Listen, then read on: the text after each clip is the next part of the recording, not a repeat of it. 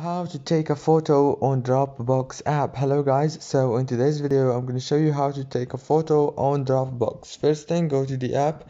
This is the home page. Now go down here, click on this little plus icon, and now all what you have to do is so easy and simple.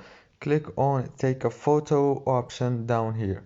After you click on it, now click continue, and your camera access will be done. Then you can take a photo and it will be saved automatically to your Dropbox storage account.